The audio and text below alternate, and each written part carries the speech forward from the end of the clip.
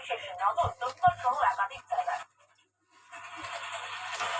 পিছিয়ে যাওয়াটা সমাধান নয় বলে মনে করি। নির্বাচন পিছাবে, সেটা নির্বাচন কমিশনের উপর নির্ভর করবে। যদি পিছাবে নির্বাচন পেছনটা কোনো সমাধান হতে পারে না। নির্বাচনটা করতে হবে, কিন্তু সুস্থভাবে করতে হবে, এটা আমাদের দাবি।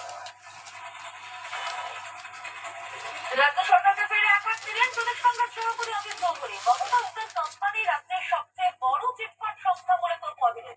বাংলার সচিবদেরও জেলে ভরা উচিত বলে মন্তব্য করেন বহরমপুরের কংগ্রেস প্রার্থী। নির্বাচন কমিশনের নিষ্ক্রিয়তার অভিযোগ তুলে আদালতের দ্বারস্থ তৃণমূল কংগ্রেস। এনআইএর বিরুদ্ধে অভিযোগ করার পরও কোনো ব্যবস্থা নেয়নি কমিশন। অভিযোগ করে মামলা তৃণমূলের বিচারপতি সব্যসাচী ভট্টাচার্যের এজলাসে মামলা দেয়। চলতি সপ্তাহেই শুনানির সম্ভাবনা। আর 14 দিনের জেল হেফাজতে শেখ শাহজাহান। মঙ্গলবারই শাহজাহানের জেল হেফাজতের মেয়াদ বাড়ানো হয়। আদালত থেকে জেলে নিয়ে যাওয়ার সময় কেঁদে ভাসালো শাহজাহান।